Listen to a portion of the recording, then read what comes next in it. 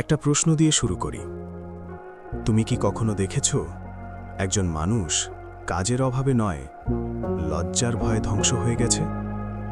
তুমি কি জানো এই দেশে কত মেধাবী তরুণ শুধু লোক কি বলবে এই একটা বাক্যের কাছে নিজের জীবনটা জমা দিয়ে দিয়েছে? আর কখনো ভেবেছ লোকজন আসলে কি বলে, নাকি আমরা নিজেরাই নিজেদের ভয় দেখাই? শোনো, এই পৃথিবীতে মানুষ দুই কারণে গরিব থাকে। এক, সুযোগের অভাবে। দুই, লজ্জার কারণে। প্রথমটার দায় সমাজের, দ্বিতীয়টার দায় একান্তই নিজের। যা কাজ পাও তাই করো, হ্যাঁ, যাই পাও তাই। চাকরি হোক, ব্যবসা হোক, অফিসিয়াল, নন অফিসিয়াল, সেলসম্যান, মার্কেটিং অফিসার, সব কাজই কাজ। মনে রেখো, তোমার দরকার চাকরি, চেয়ার না। চেয়ার মানুষ বানায় না, কাজ মানুষ বানায়। কাজ করলে গা ভাঙে না, কাজ করলে সম্মান কমে না। সম্মান কমে তখন যখন তুমি নিজের আয় নিজে করতে পারো না। আর যাদের কথা ভেবে তুমি লজ্জা পাও, তারা কি জানে তুমি রাতে না খেয়ে ঘুমাও? তারা কি জানে তোমার পকেটে আজ 20 টাকা আছে? তারা কি তোমার বাবার ওষুধ কিনে দেয়, তোমার সন্তানের স্কুল ফি দেয়? তবুও তারাই সবচেয়ে বেশি কথা বলে। এইটা কইরো না, ওইটা মানায় না, লোক কি বলবে? কিরে ভাই, আমি যদি পানের দোকান দিই, আপনার স্ট্যাটাসে বাগ লাগে? আমরা এমন এক জাতি, নিজে হাঁটতে জানি না, কিন্তু অন্যকে থামাতে ওস্তাদ। এই দুনিয়ায় কাজে কোনো না নেই, যা পাও তাই করো, কারণ কর্মই ধর্ম। কিন্তু এই ধর্ম পালন করতে গেলে একটা জিনিস লাগবেই, মোটা চামড়া। পাতলা চামড়ার মানুষ এই দুনিয়ায় টিকে না।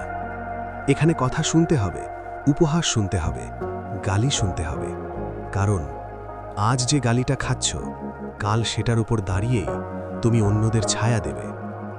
পানের দোকান দাও, লোক বলবে গোস্তির জাত শেষ। সিএনজি চালাও, লোক বলবে ইজ্জত ধুলোয় মিশে গেল। অথচ মাসে 20,000 টাকা আয় করা কবে থেকে লজ্জার হলো?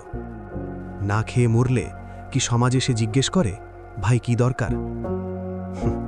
আজব এক নৈতিকতা আমাদের। বিয়ে করতে চাইলে হাজার প্রশ্ন, অবৈধ প্রেমে কোনো বাধা নেই, পেট চালাতে চাইলে অপমান, ফাঁকা স্বপ্নে কোনো আপত্তি নেই। কিন্তু সময় কিন্তু বদলাচ্ছে। উবার চলছে, পাঠাও চলছে, ফুড পান্ডা চলছে। আজকের পোলাপান পিৎজা ডেলিভারি দিয়ে কমিশন নেয়।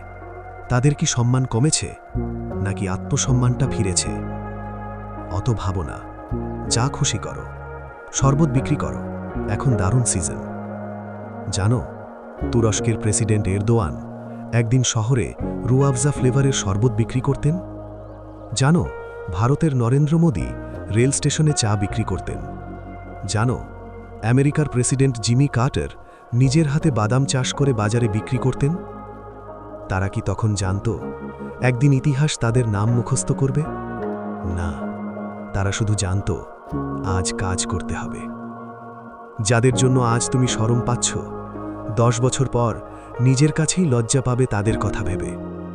ইতিহাস দেখো, লোহার জাহাজ পানিতে ভাসবে এই কথা শুনে মানুষ কেন ঢিল মেরেছিল? কারণ তারা বিশ্বাস করতে পারেনি। আজ সেটাই সভ্যতার মেরুদণ্ড।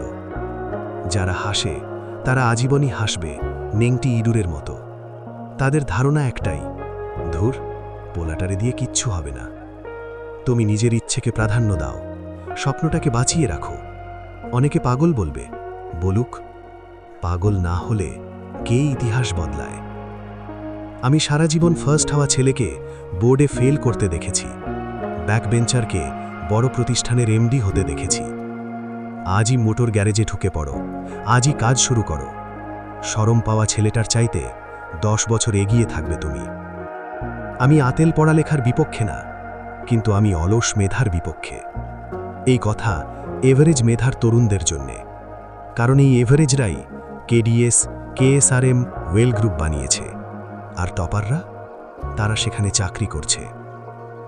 শেষ কথা একটাই, চেয়ার নয়, কাজ চাই। লজ্জা নয়, লড়াই চাই। এসো, তারুণ্যে জাগি।